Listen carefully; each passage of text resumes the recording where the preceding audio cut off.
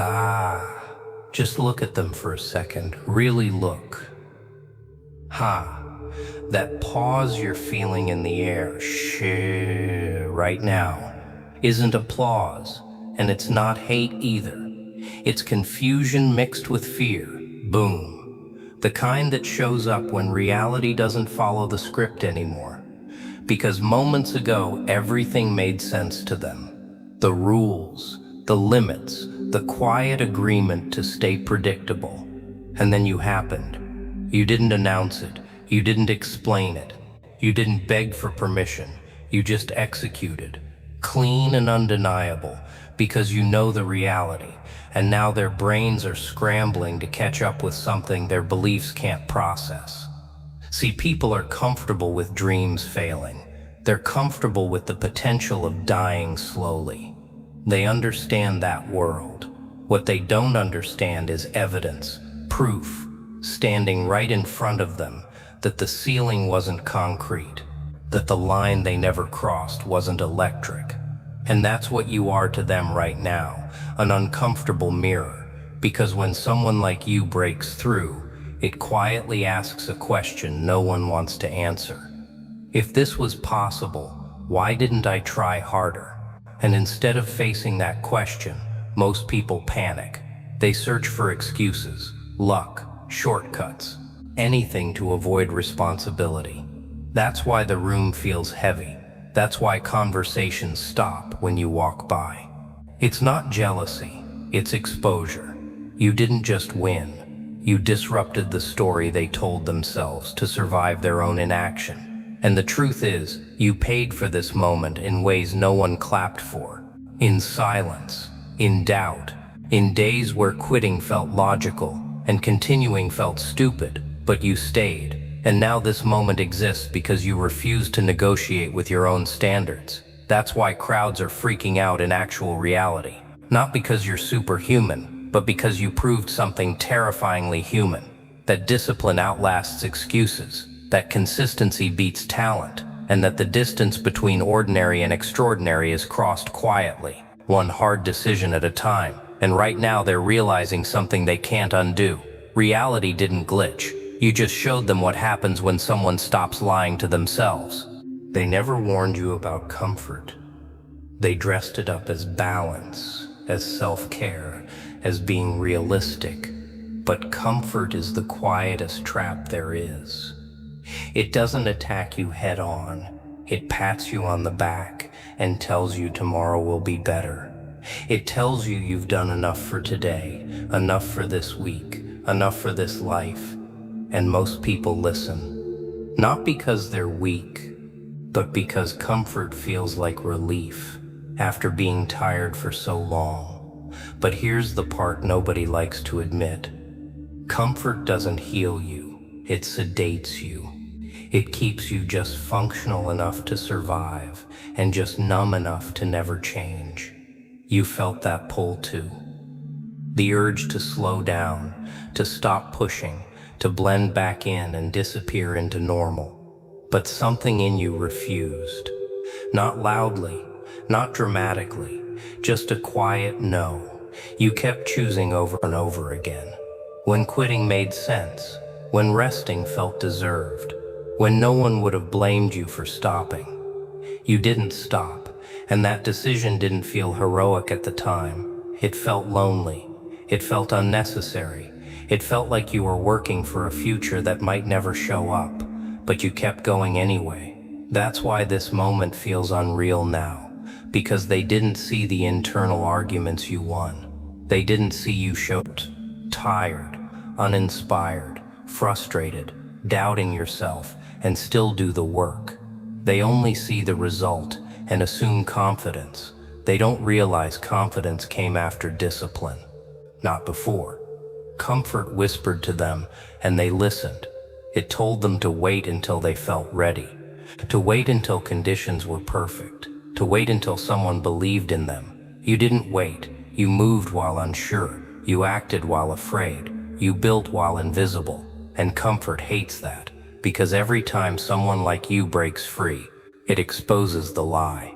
The lie that staying comfortable is harmless. It's not. It slowly teaches people to lower their standards until their dreams fit inside their excuses.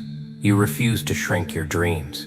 You let discomfort stretch you instead. And now, standing here, feeling the weight of people's reactions, understand this. What separates you from them isn't cruelty or arrogance. It's that you chose temporary pain over permanent regret, again and again, and comfort will try to pull you back. It always does. But you already know the truth now.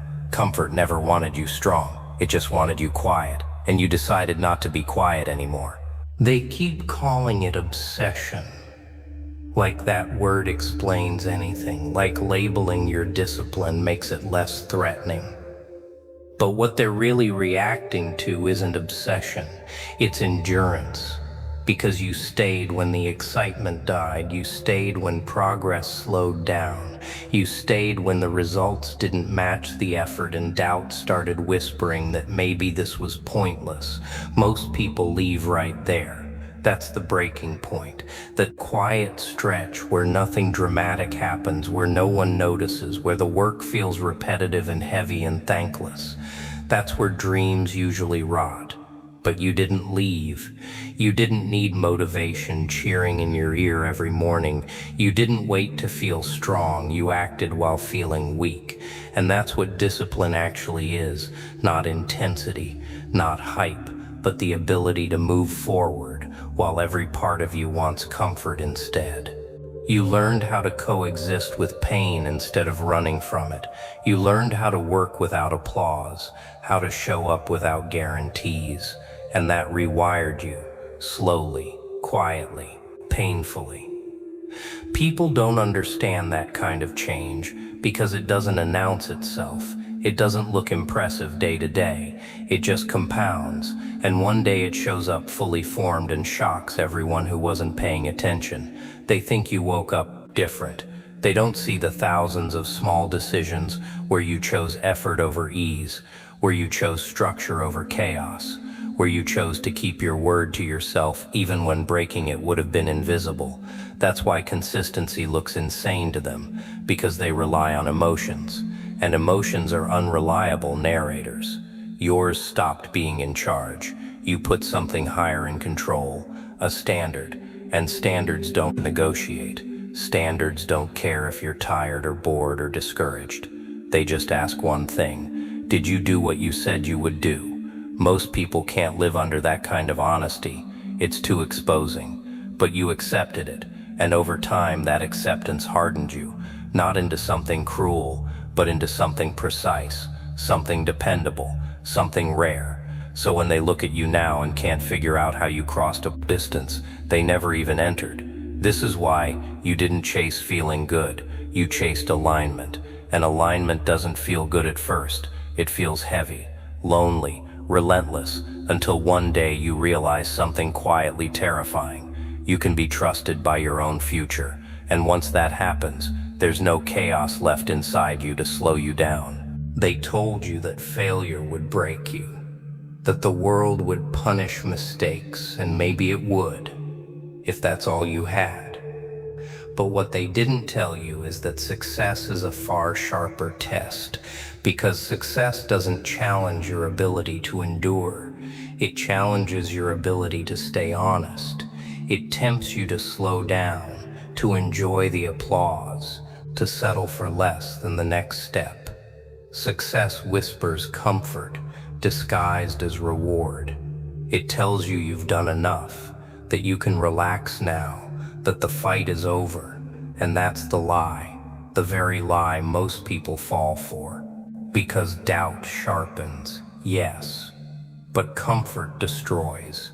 It softens the edge that got you here in the first place. Right now, the room is staring at you because you crossed a line they didn't even dare approach. They see the result, but they don't see the cost, the discipline, the quiet obsession with alignment that got you here. This is the dangerous moment, because people will try to pull you back to who you were, to fit their idea of normal again. not out of malice, but because your growth disrupts their sense of safety. Do not negotiate with their discomfort. Do not shrink yourself to make them comfortable. What you've built is too valuable, too fragile, too precise to hand out in pieces. Success will test you with admiration, with expectation, with envy. It will demand you perform, repeat, sustain, and the way you respond now will define how far you go next. This is where ordinary people falter. They rest on achievement. They stop sharpening themselves. But you know that standing still is surrender disguised as celebration. You know that momentum is more important than applause, that alignment with purpose beats admiration every time. Let the whispers of doubt from the crowd wash over you. They are meaningless noise compared to the clarity you've built in silence. Remember why you moved while they hesitated. Remember that every uncomfortable morning, every lonely hour, every invisible victory brought you here. And now, you don't just keep moving for yourself. You keep moving because the standard you set is alive, and once it exists, it cannot shrink back into excuses. Success doesn't end the work, it demands more. And if you've learned anything, it's that you were never chasing safety or comfort. You were chasing truth, the kind of truth that only action reveals. So let them watch, let them panic, let them wonder how you did it. You're not here to be understood. You're here to stay ahead, to rise further, to sharpen your standard until no one can ignore it. Success is only dangerous if you forget why you earned it, and you haven't forgotten. So here you are, standing in the aftermath of what no one else dared to attempt. And the room trembles because reality just witnessed someone refuse to settle.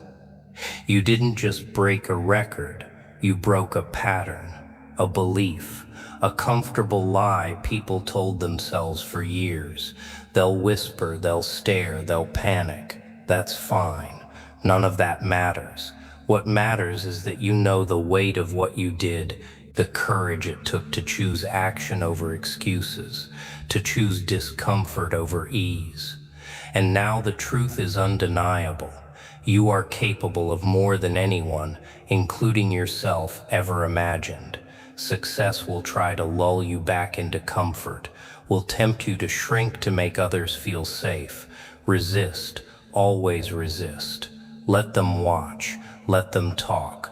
You don't owe anyone a smaller version of yourself. You owe your work, your full presence, your discipline, your focus, your relentless commitment. This moment is a mirror that shows who you became in silence, who you became when no one was watching, who you became by refusing to quit. Remember that. Hold it. Let it guide you forward. The only way from here is deeper, harder, higher. And every step you take will remind the world and yourself what happens when someone refuses to lie to themselves. Reality listens to those who move with conviction, and right now you've proven it, so don't stop. Never stop. Let the chaos of disbelief fuel you. Let the impossible continue to bend before your actions, because you already know the truth that everyone else fears to see. You were capable of this all along. And now, there's no turning back.